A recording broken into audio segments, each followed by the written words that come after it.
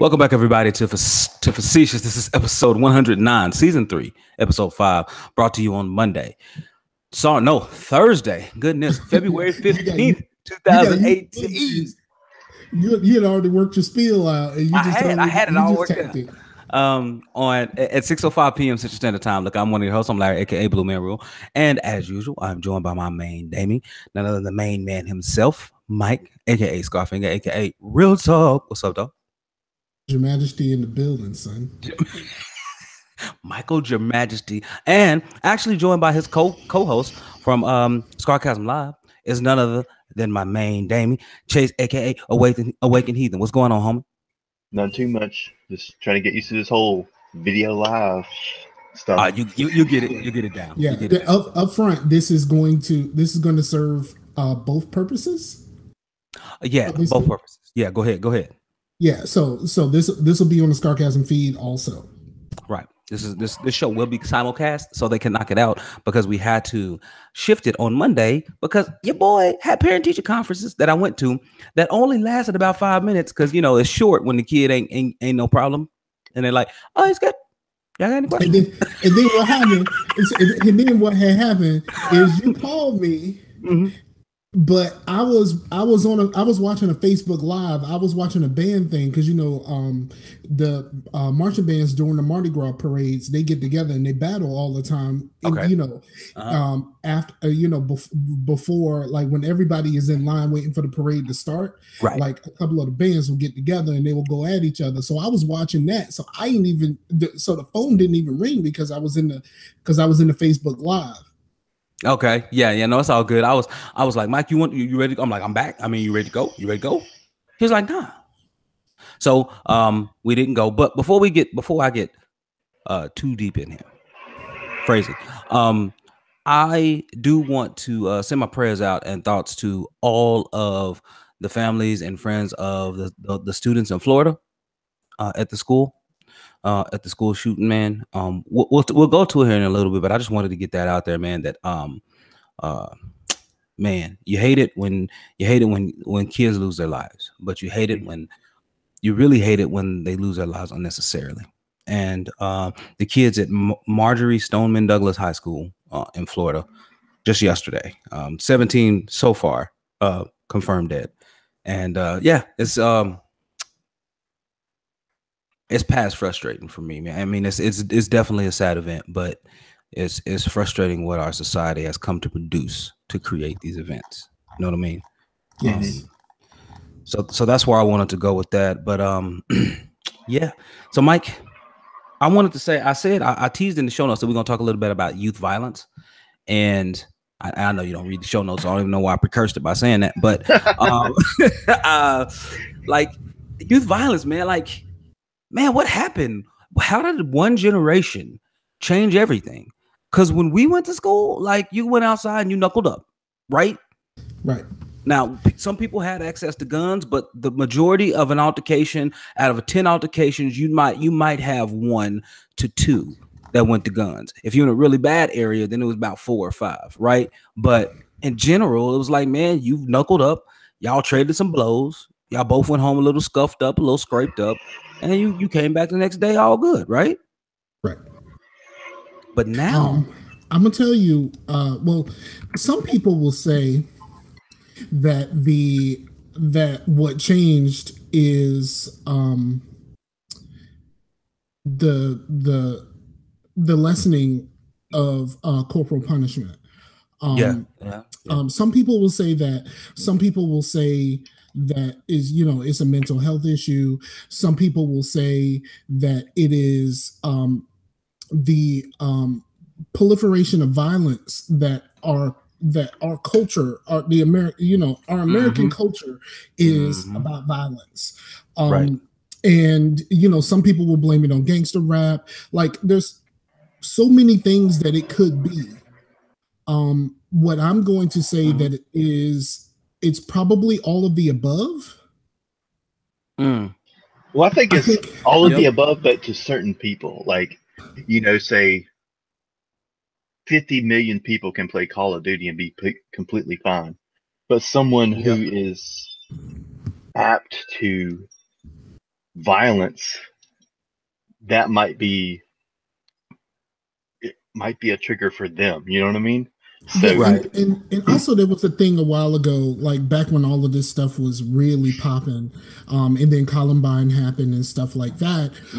There was a doctor who said that the worst thing that we can do is to put them on TV because you make them infamous. And somebody with that's already emotionally broken will see that infamy and mistake that for just being famous. And so they cook up a scheme on their own in order to live in infamy, because they, it goes back to a mental health issue, about how we.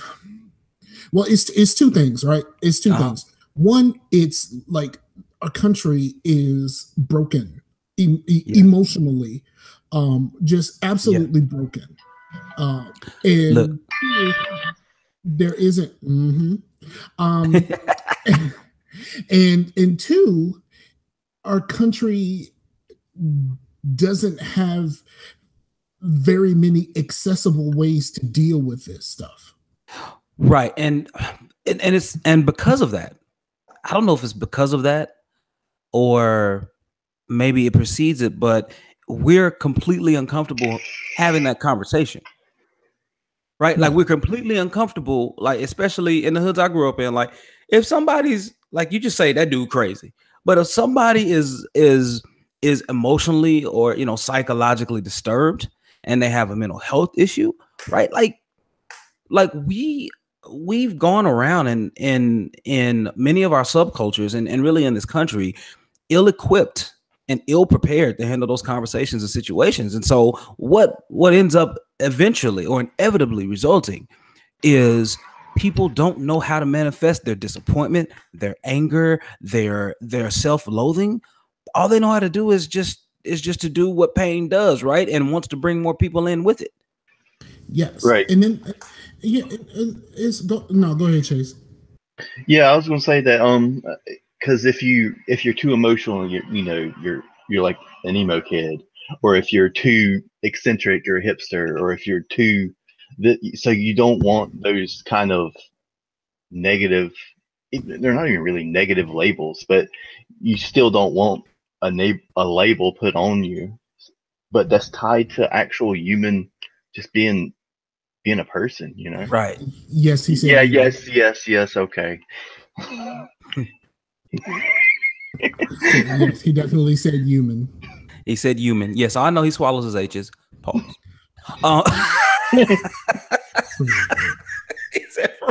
At least I don't swallow my D's. So. You're right. So, but what's frustrating is that I've viewed, because I knew some kids who went through those phases, right? That when people call people emo and things like that, to me, that is simply an outward manifestation of inner turmoil, right? That's what it is. And I view it as, why are you going to sit up there and talk bad about the kid instead of actually going up there and talk to him? And so there was one guy in our school, his name was John, one of the smartest guys I've ever known. Mm-hmm. Brilliant. Like literally, he's one of those people who got bad grades only because he was bored. And then when you challenged him, he could rip off everything. Anyway, when we were in 8th grade, like people used to pick on him all the time, his little bit of weight and things like that, man. And he just snapped one day, just like, they just started yelling and just started punching stuff. And but the thing is, before he started doing it, I started talking to him a little bit, and then kept talking to him a little bit more. And as we went through high school, I made sure to talk to him a little bit more, and eventually worked out, even keel, you know what I mean? Came out, evened out, you know what I mean? But it takes that involvement, it takes that interaction to step in and do something. And with today's, dude, this is what, the 8th shooting that we've had. There's varying stories. I've heard that this is the 18th shooting this year. Okay. But I've heard different numbers. Me too. But let's be honest, Like I said, I'm talking to my girl like last week or so about the shooting in Kansas that people just let slide because this happens so often that people like, oh, only 2 people got killed. All right, then, and that's pretty much how people just kind of rolled off it. Like only 2 people got killed. Like, all right, fine. Like, I mean, I think this one is up to 17 now, right? Right, and that's what I've heard now. It started off as 2, and it was a much smaller thing when it was just 2. Now it's 17, and now it's a big deal again. But the problem with all of this is that it's the same cycle. We have to break the cycle at some point because, something like this happens. Some people do the thoughts and prayers thing. Some people say, hey, we need to do something about these guns. Right. We try to get the lawmakers to do something about it, and nothing happens. And then it just goes away until the next time. Right. And I think, okay, so my question is our inaction driven by our indifference, or because it happens so often, or does our indifference drive our inaction? I think because it's happened so often that we just kind of the indifference then and driving the inaction. Yeah, because like I think the big one was Columbine. That's when we were all in on the same thing. Like, wait a minute, something's not right about this. And like even with Columbine, the difference between Columbine and the others is the NRA could be involved because there were pipe bombs involved, not just guns.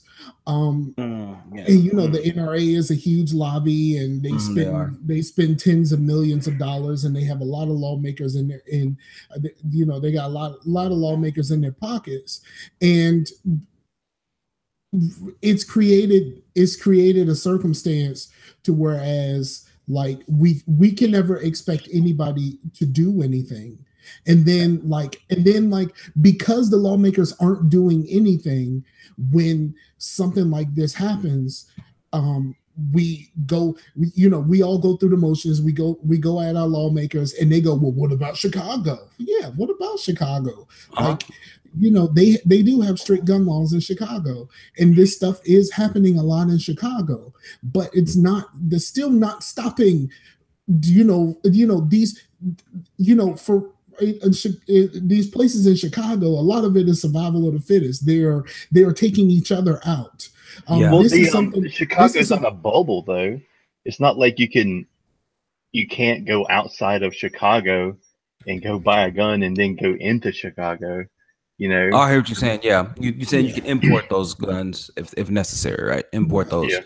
Those tools. And then by saying what about Chicago, you just push it, and you keep moving this whole thing, and you keep redirecting it, right? And by redirecting it, you're also creating a situation to whereas no one can come back to you with any real solutions. Right. When you're the lawmakers, no one can come to you with a solution, because as soon as you say, well, what about Chicago, then it all goes away at that point. Mm-hmm. But my thing is like, how do we fix the when the assault rifle ban went away, mm-hmm. we all said this is going to be a problem. But of course, our lawmakers weren't going to do anything because they're in the pockets of a group that's all about these guns. So, it's not even that. I mean, it goes past that, right? So, it goes past that, because I think we give the NRA a little too much credit. What really is the issue? But guns in general are just big business. Right. Well, and it's, and this is the issue. The reason why it's big business, because people feel that it is an inherent God-given right. Even though it's an amendment, right? It's the Second Amendment, which means they thought about it after the fact. But like we had this conversation before. Like the Second Amendment is not just about you owning a gun. Yes, the NRA lobbied to basically change the definition, but it's about you can own a gun because when your government act up, you can go take that back. Like no one thinks about the other part when your government acts up. Like you can form a militia, you can go take your government back, and like that was the point of that. And then of course, when all of this stuff was written, they were using muskets. It wasn't like you can, it wasn't like one person could roll up in a spot and kill 17 people. I mean, they couldn't in like 10 seconds. I mean, they could if you gave them like 10 minutes for reload time. And, I mean, then you could, yeah. Here's the main thing: it's like if someone went into a school, or a lot of schools, different all across the country, and they were hacking people up with machetes, that machetes would be completely outlawed, just like Sudafed. You know what I mean? Right. To where it would be.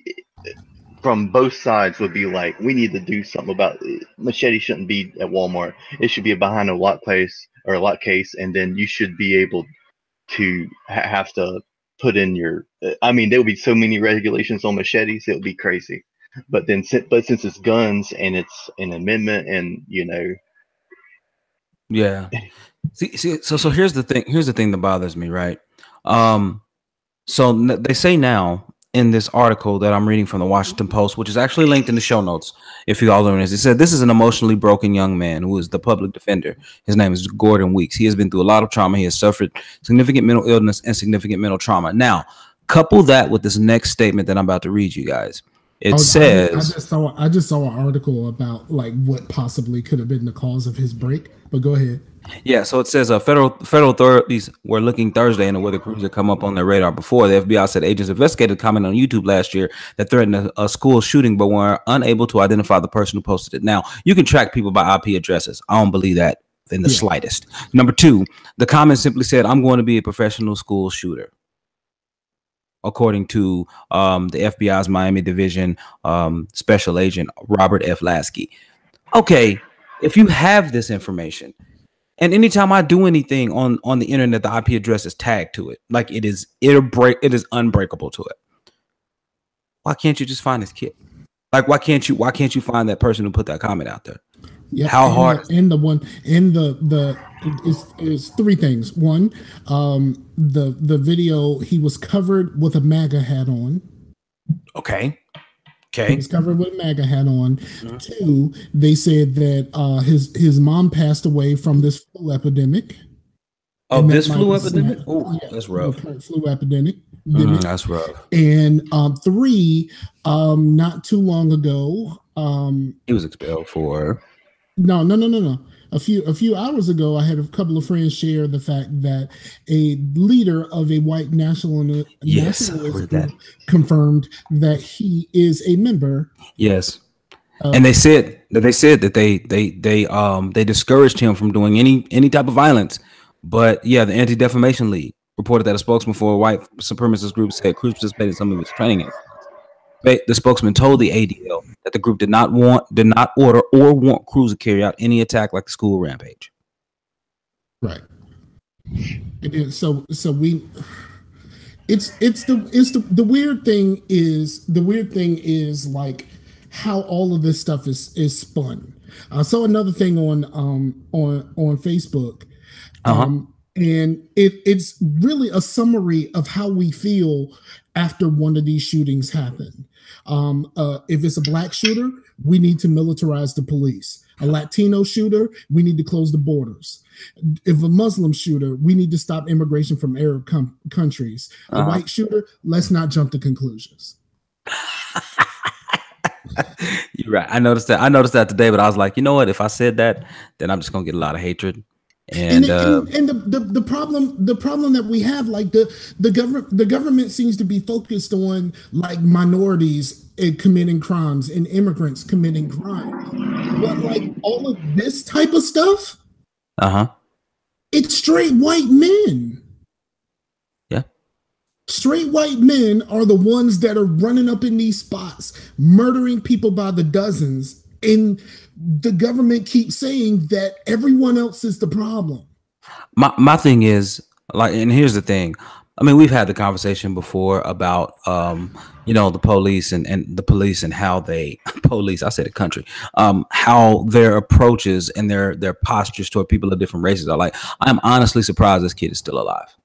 Like, I am genuinely surprised. No, I'm not surprised at all. Like, let's be honest. All of these straight white male shooters have all been taken alive. Except for the dude in Vegas. Except for the ones who take their own life. Yeah.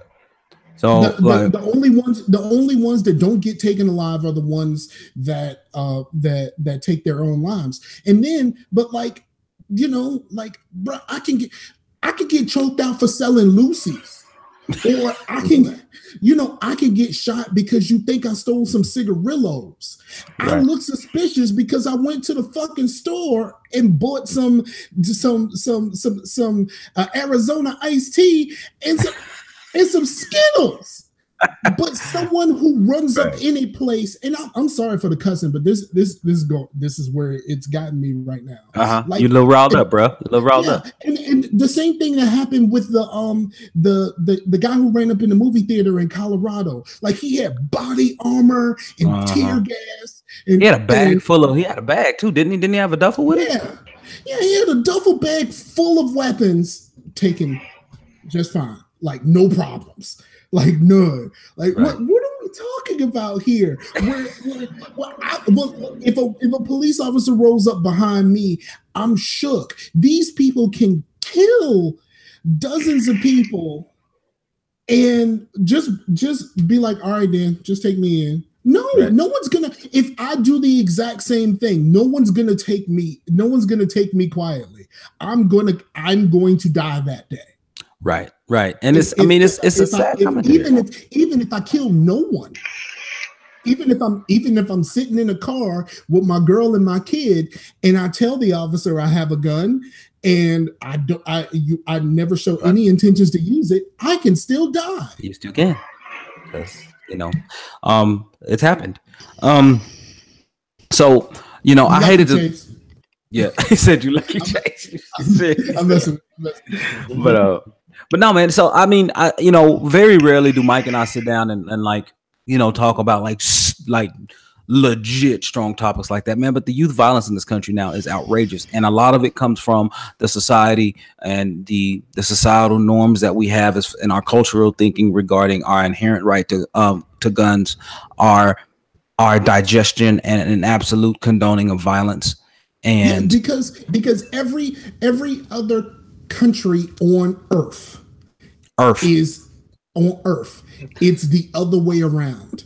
Our country has a problem with sex and loves violence. Yes, and every other country is opposite. Every other country in the world is the opposite way around. We don't like violence. Sex is okay unless you're in like a Muslim country or something like that, where it's a little bit different. A little bit different. Right. So I won't say every.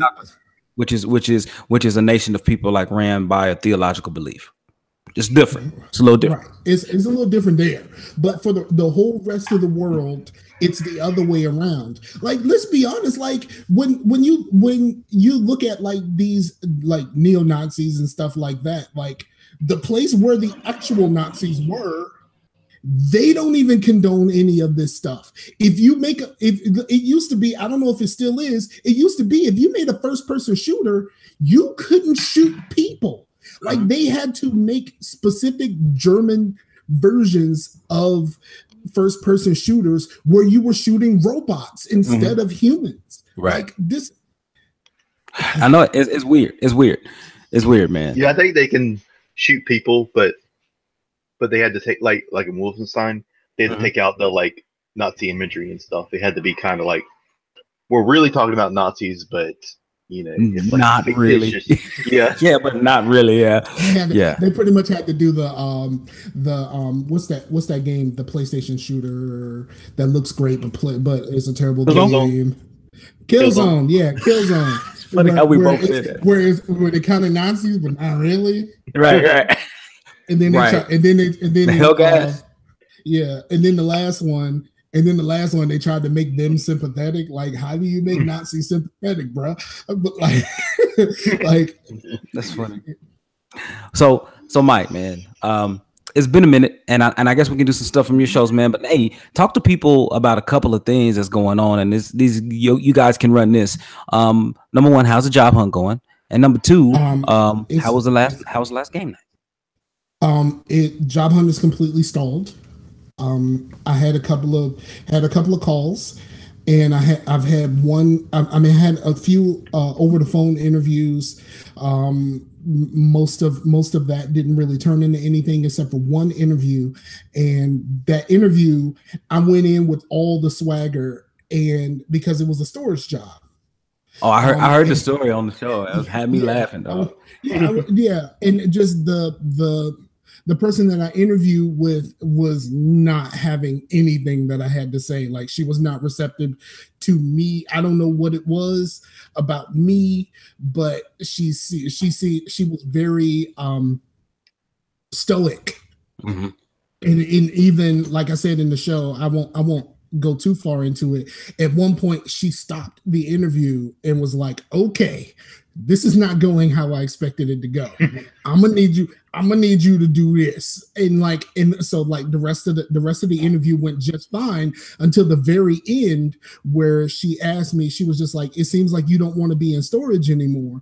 And I was like, and I told her the truth and was like, "I'm scared to be in storage, especially with a company that I don't know very much about, because I don't know if I'm gonna fall back into the same situation again."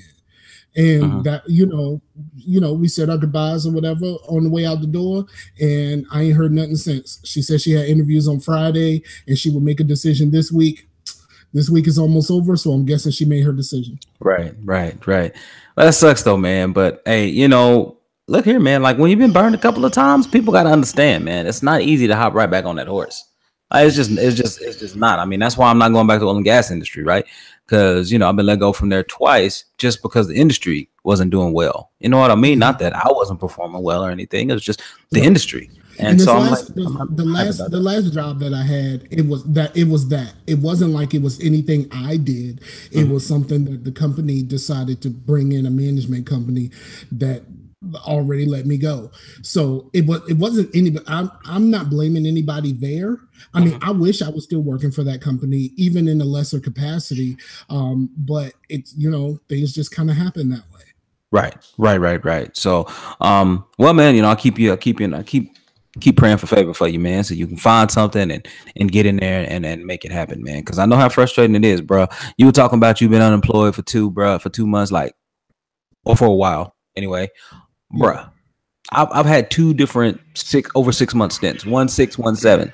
So yeah, I've been there. I know exactly how it is. Was it 2016 where I was out from July and then I got a part-time job in December? Yeah. So I mean, it happens, bro, and it happens to the best of us, and you just got to keep pushing through, man. Seriously, you just got to. Yeah, I'm on it. It's just now dealing with the unemployment shenanigans. It's shenanigans. Yeah, it's all shenanigans. We all know it's shenanigans, so it's just more of that. Yeah. Now, how did game night go, man? How did game night go last on Monday, since we didn't record and I got back with you guys? You were like, "Well, we get ready to do this game night." So I'm like, "All right, go kick it." So we ended up, we ended up playing Killing Floor, right? We played Killing Floor. Yeah, you guys said you were going to play it for sure. Yeah, go ahead. Speaking of that, I listened to the Dream Team where they were going off about the Killing Floor name. That shit was hilarious, dude. Yeah, because for real, when someone says that you want to play a game named The Killing Floor, it doesn't sound that great. Does not sound appetite. Does not. Get on the elevator. I'm going to dun the Killing Floor. Yeah, I put the last 2 Dream Teams on the feed, which means I'm gonna have to really compress this in order to fit in my monthly allowance of space. Yeah, your monthly. Yeah. Absolutely, man. But that's cool, man. So you guys did some Killing Floor, and like I said, you guys said you were playing PS4, and I'm like, I probably could have jumped in if it was PC, but It's not, and I understand why it's not. So, but I don't have it on. Well, you have it on PC. I mean, on PS4, but your data caps and all that. Well, and then my son is still using my PS4, so that's why I couldn't play. Well, no, you need to get it on PS4, and you need to play the game with us because it's a lot easier to use on PS4 than it is on PC. Okay, word up. But the game itself is always super fun. And then the homie Laid Back joined us. Laid Back, that's what's up. Yeah. Homie Laid Back joined us, and we learned during this game night that the homie Laid Back, aka his new AKA, is the Dip God.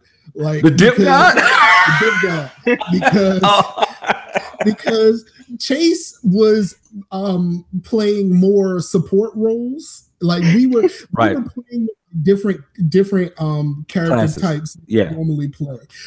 So we were playing that, and he was more of a support role. And like every single time, like if I died or stuff got really, really thick, it was like, "Where's Laid Back?" Oh, he ran. Like, and then like when I he had those Under Armour. Right. Yeah, he got his Under Armour. He ran that 40. Like he would just dip. Like every time he got thick, he was just out. He was gone. I was up there as a medic, and then all of a sudden I'm like, all right, where's he at? I'm gonna try to heal him, and he's like completely gone. And I'm here with a medic, and just like everything is around me. Oh, that's hilarious, man. That's so wrong. That's so wrong. He left y'all out there to die. Because the medic class has some cool weapons, but they aren't as powerful as some of the others because your alternate on all of your medic guns is to try to heal your teammates. Now, I did learn something. Now, I've been getting my YouTube on for the killing floor, and I did not know that the medic grenade doesn't just heal you; it poisons them. Oh, nice.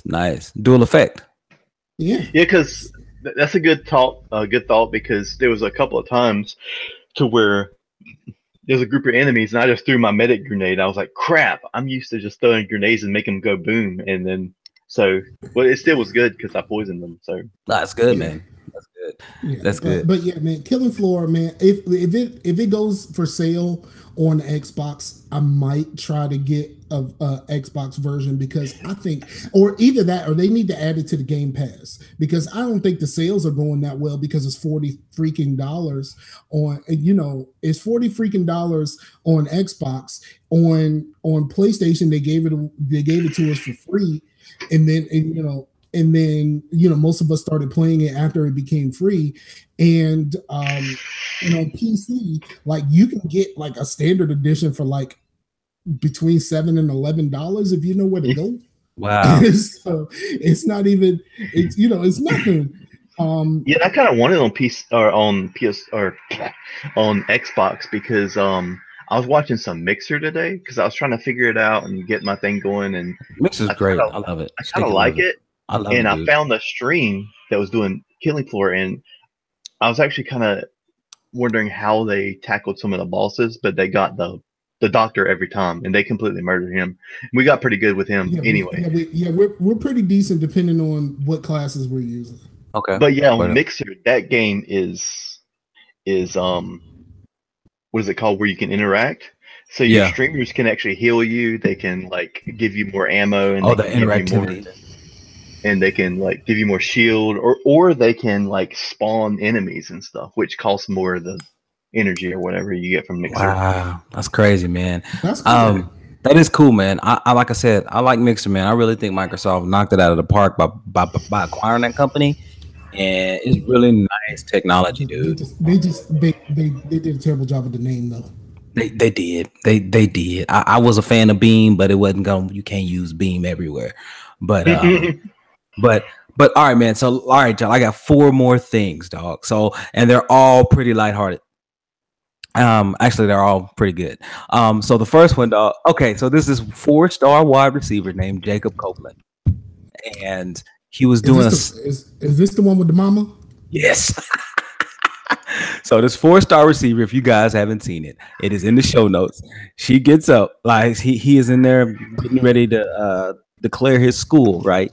They make this huge guffaw about it, right? And now he's in there and he's like, I'm going to University of Florida. And his mama is sitting there with an Alabama sweater on.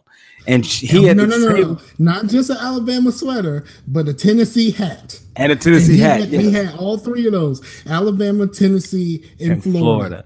And then when he said Florida, she looked at him, she gave him that, and then she stood up, and then she got her bag, and then she walked around the table staring at him the whole time, and then just mobbed off. And then later on, he was trying to answer questions. You could see he was clearly like shaking up, and he came back and she came up to him and hugged him and stuff. And he was just like sitting there looking like he was crying or whatever. And then at the end, he was like, "Nah, man, that's my mom. She has a great sense of humor." But I'm like, dude, but you clearly wasn't laughing. Here's the problem that I have with that. Support your children for their choices. Right. No matter what. That's over everything. But the biggest problem that I had with that whole thing. Now, she did come back and hug him later or whatever when he seemed to be crying, but that doesn't detract from the embarrassment of you getting up and walking off. Right. After he chose, and then not only did she get up and walk off, she got up, put a purse on the table, went through her purse or put something in her purse, and then walked in front of the camera.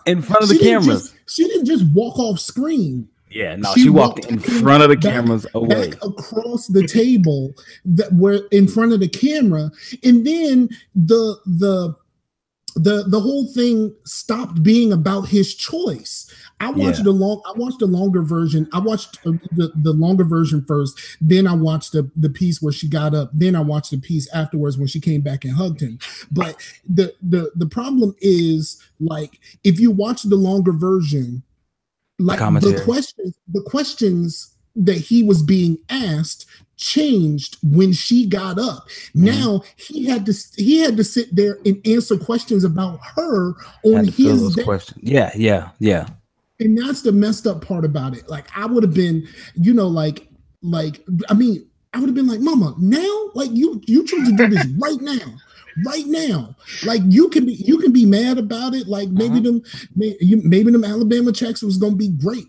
Right. But, I mean, that's what. Shout out to the homie Tim Pan, because I was just like, why would you do this to your kid? And then Tim Pan was like, well, maybe she already got that down payment and she realized the rest of them checks weren't gonna come. Right. But I mean, it's all SEC money, right? Yeah, it's all SEC. It's all in the same conference. Yeah, it's all SEC money, right? But like my problem is not just the fact that she got up, but the fact that she took a situation that was about her son and made it about herself, because he now had to answer questions about it was bogus, man. Yeah, he was sitting there and you could tell he wasn't ready and prepped for those questions. And like, he was struggling. I think that's why she came back. And he was like, "No, that's just my mama, man." I'm like, "Nah, dog. Like, my mama would never have gotten up and did that." But she would have done it in private. She would have been like, "Well, what is wrong with you? Why are you choosing that school up?" Oh, you know what I mean?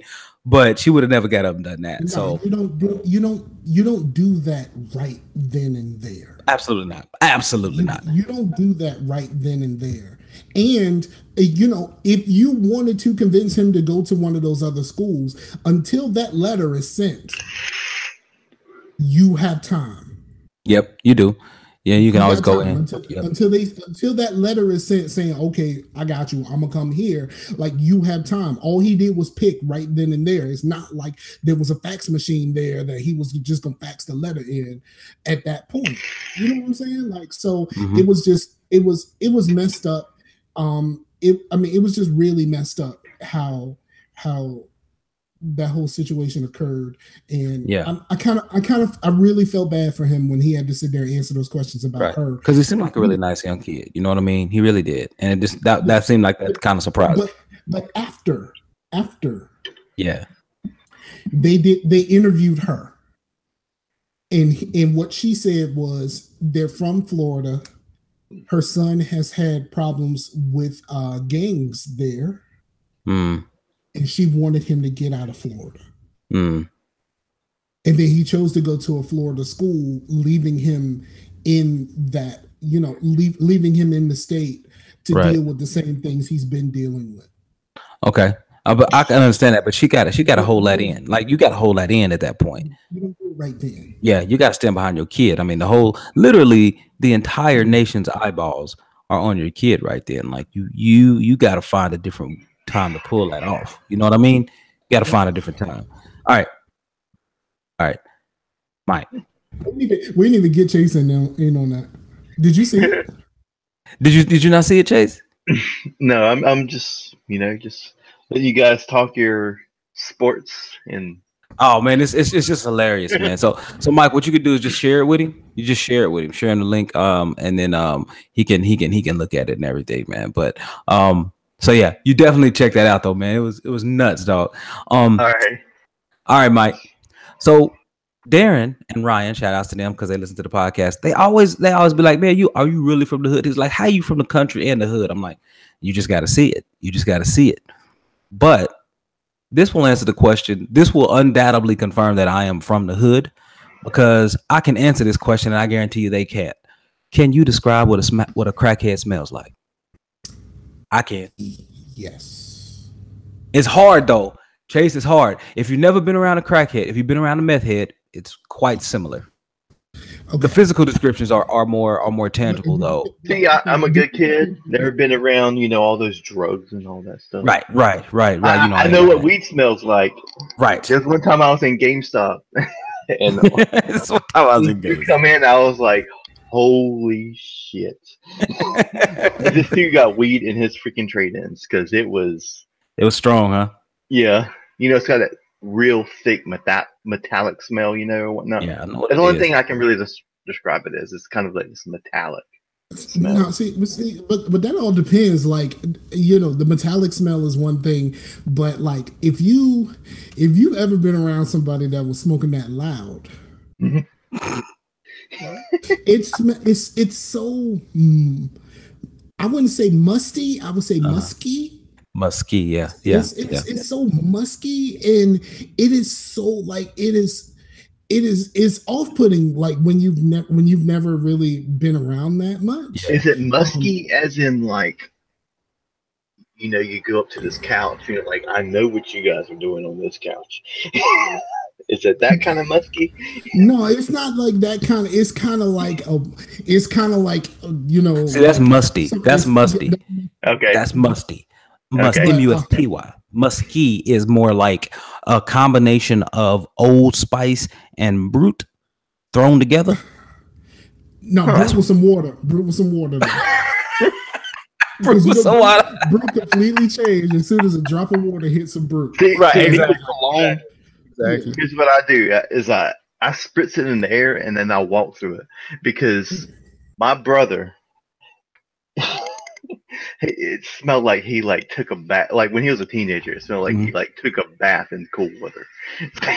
So here's the thing with cologne. All right, we're gonna get into this GQ section real quick. I'm just gonna throw it out there with cologne. This is my rule: maximum 4 sprays, regardless of what cologne you use. Maximum.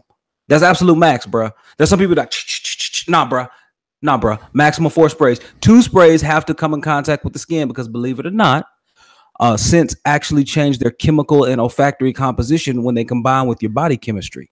100% truth. Some of it has to hit your skin to actually smell how you're going to smell with that smell. That's why it has to hit your skin. The other 2, all closed. I'm typically like the old lady, like I'm you know what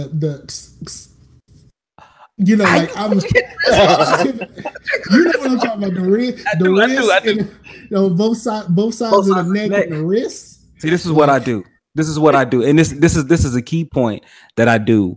When I'm done showering, before I put on my shirt, I hit one with a shirt off, bare chest. Okay, bam. That's what you do. Now, if it's a strong cologne and you start bumping up, don't do that. Like, stop doing that. Because you got to be careful because a lot of the colognes that I have, like the main ones that I use these days, are all oils. And they were all, I got them from the brother who sells oils. The old man. The old man. But one of them is that Mecca Musk type stuff, like where you smell like the brother who sells oils, and I've never used that stuff. I don't even know where it is right now. Like, it's not. Nope, don't work. Well, actually, the one that I use most often, a while ago, I bought a. I had to do some work at my job. At a convention. It was a home and garden convention, and so like, we had to take shifts and kind of do our thing there. And then like in a little break or whatever like that, we walked over to this lady, and she does like soaps and lotions, and she also, that's who I got the unicorn poop from. Okay. But she also has unicorn poop is one of those wax burning things, like the little cubes that you put in there and they melt. And I'm telling you, unicorn poop, it's a silly name, but it smells fantastic. But I bought from her just like a lotion stick, and it has cool water in it. So there you go. So I would use the lotion most of the time. I would still kind of in the same regions. I would use it on my hands, especially if I'm dressing up and I got a long sleeve shirt, which I hate. I hate long sleeve shirts. But I would make sure that my hands are good, and then make sure my face and neck are good, and then that's pretty much. I mean, like I said, it's pretty much the same thing. All right. Well, I'm gonna say this, man. Right. So we're talking about cologne, but listen. This is what a crackhead smells. So I asked my 19-year-old, and he was like, "I'm like, have you been around a crackhead?" He was like, "Yeah, man, there was some in our school." And he said this. He said they smell like a mix between homelessness and cat urine. And I'm like, no. You right? And a little bit of depression.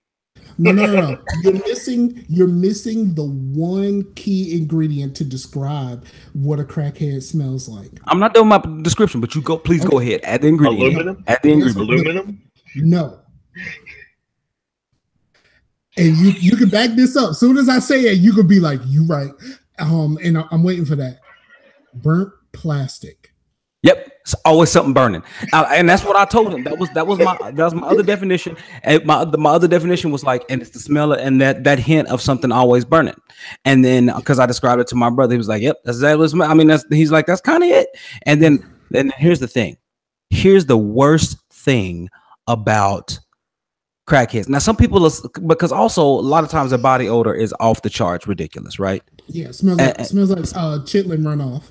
And it smells like chitlin runoff inside of a high school locker room in somebody's armpit. That's exactly what it smells like. Or it smells like chitlin runoff with a hint.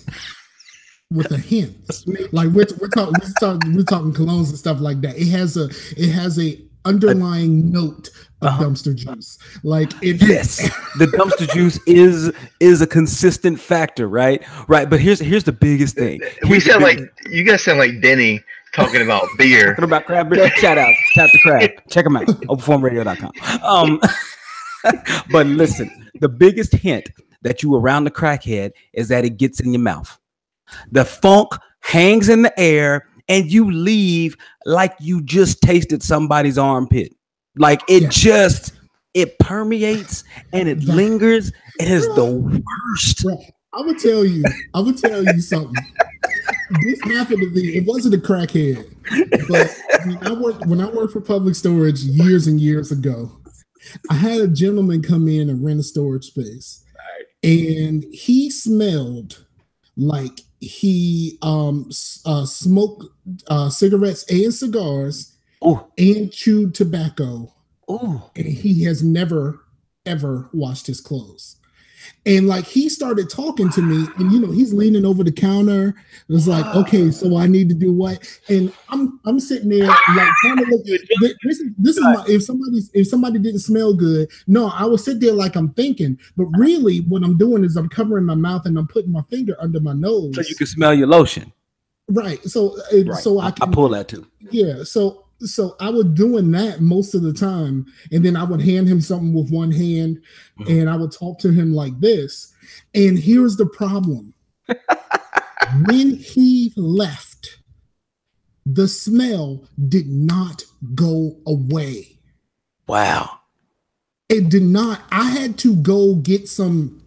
I don't think it was Windex, but it was something like that. And I had to basically clean the whole counters for that smell to go away. It's like that person that has that coat that they never wash and it always smells like they just fried some chicken. You know that person. Like, it's like, come on, man, wash that coat. It smells, your coat smell like fried chicken. Like, did you have your coat in the kitchen with you while you was cooking? Like while you was cooking, like that type of thing. But it was that, but with like all kinds of tobacco. And it was just disgusting smelling, and it would not leave. Like, I had to.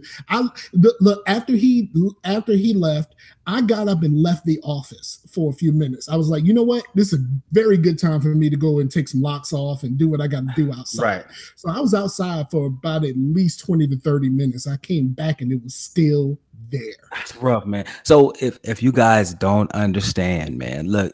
I said it like it's Eau de Toilette, right? Eau de Crack is the worst. Like, it is its own lingering scent, or Eau de cocaine, however you want to do it. It is. And if you've ever been around someone who is making crack, it don't smell no better.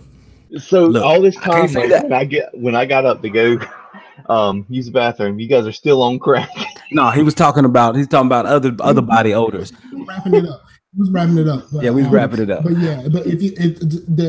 I don't like my girlfriend likes chicken salad, right? Mm-hmm. And my thing is the same thing with chitlins. Like, I don't know if I could eat something that smelled that bad.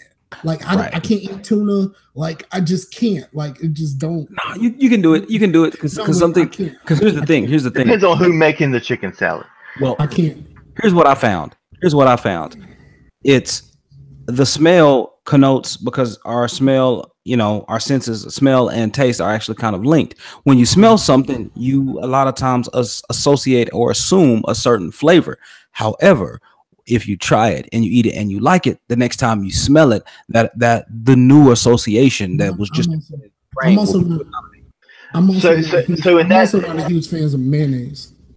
Right. So if you have that same thought, then you'd be eating like Febreze, because you'd be like, this smells good. This has got to taste good. Febreze is floral. Like, I don't want to eat flowers. I mean, I eat salads. What if it tastes like an apple pie Febreze? You know what I mean? Right. I hear you, but like, it triggers that, right? But like, for me, I know that, of course, I can't eat that. But like with food specifically, like so vinaigrette, for instance, right? Like vinaigrette, I love vinaigrette on salad, right? Mm-hmm. I love it. But if I smell vinaigrette at breakfast, that's gonna make my stomach hurt, because I don't associate that particular thing at breakfast, because that flavor comes back to me, and I don't want that anywhere near my omelet. I don't want that anywhere near my omelet. You're right. Yes, do you guys eat like a dinner? Mm-hmm.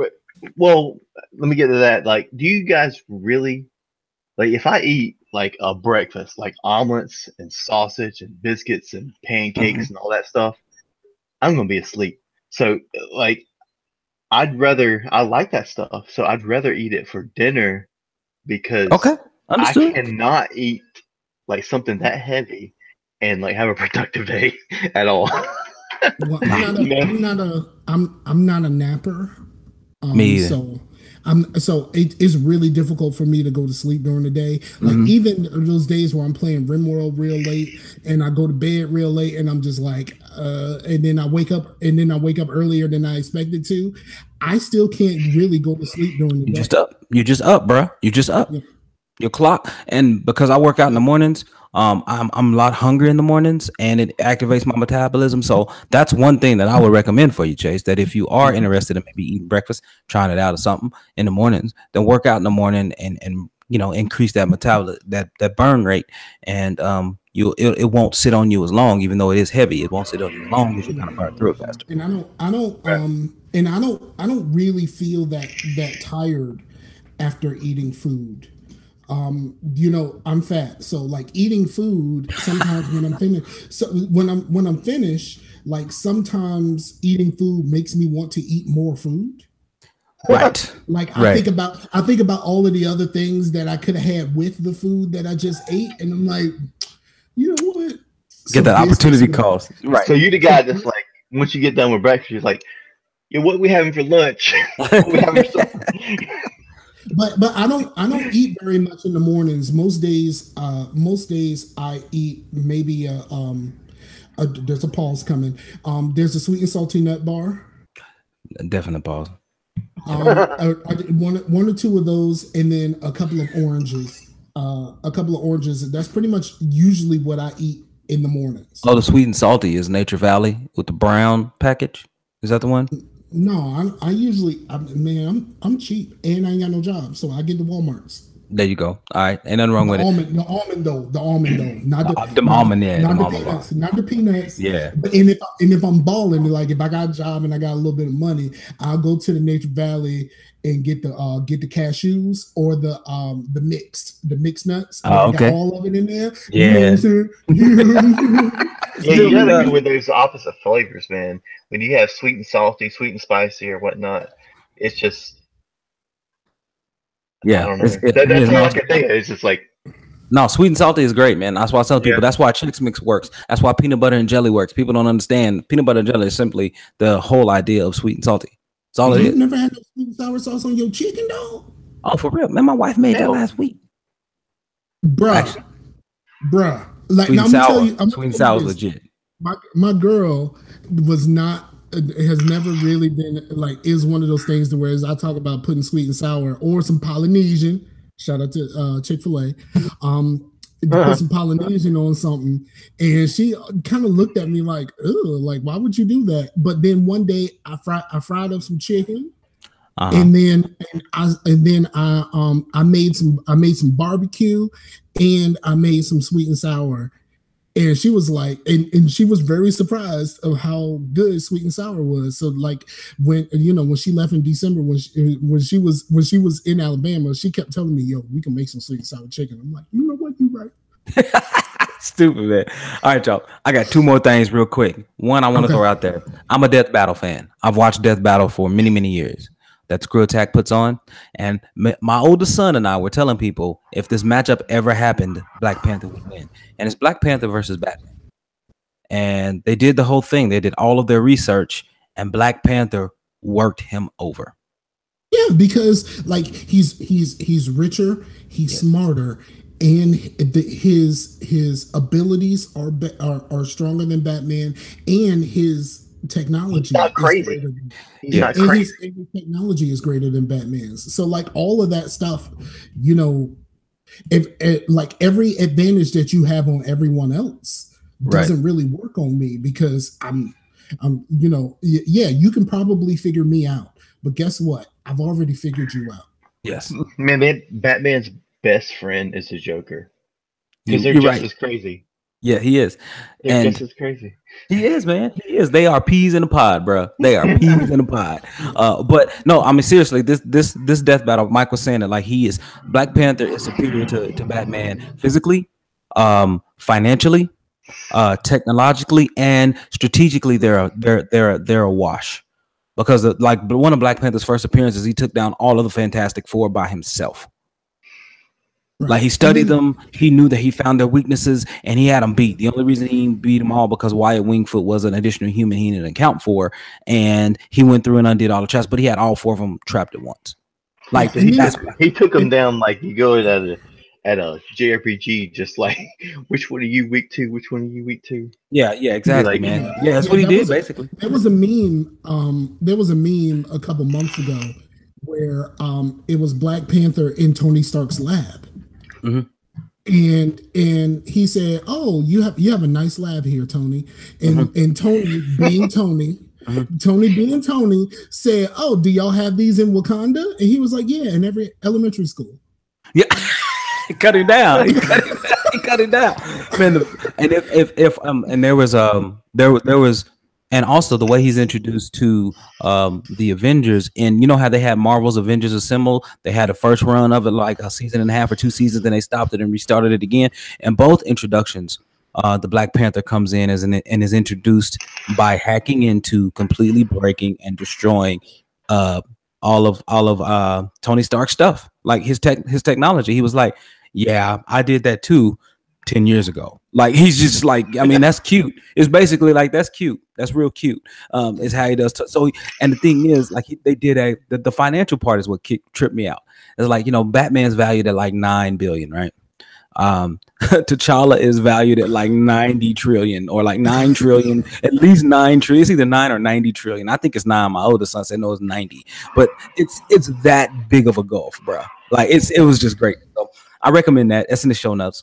And then finally, I sent this to y'all. I sent this in the chat. I know, Chase, you know, you kind of mute the chat, but man, I was watching the video, and believe it or not, for Evo, Marvel versus Capcom, like, this tournament started with Marvel, with the Marvel fighting games, and it misses Evo for the first time this year because Marvel versus Capcom Infinite did not review well. It was not well accepted by the community, and man, people are just upset. Like, people are mad that game ain't make it. Well, people need to chill the fuck out, man. Yeah, man, like, they are upset, dog. Did it sell well? Because after it came out, I ain't heard nothing else about it. Not really. I mean, it really did. It just kind of fell off, man. Like, right now, I got an alert today that the PC version is 50% off. Today.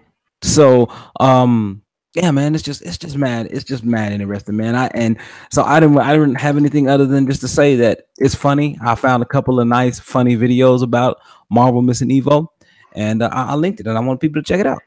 It's pretty funny. So, but no, gentlemen, we are past time. We don't even have time to go into what we were consuming, Mike. I know you still on that Black Myrrh. I watched like 3 episodes of Altered Carbon, and I like that show. I really like it. I binged it, and it was. I really dig Altered Carbon. I like that show, dog. Can't really talk about it much until everybody else watched it. Right. I'm gonna leave y'all with something. And let's go. I just saw this on Facebook. It said, imagine if every day dozens of children were killed by poison darts, and the Poison Dart Association said, actually, what we need is more poison darts. and half of the country was like, that seems right. Yeah, unfortunately, man, that's it's kind of how it rolls. Hey, so gentlemen, yeah, Chase, man, thanks for being here, man. We really appreciate it, dog. It's great of you to join. I'm glad you guys are simulcasting this thing, man. But go ahead and give people a shout outs, man, where they can find you and anything else you got to say.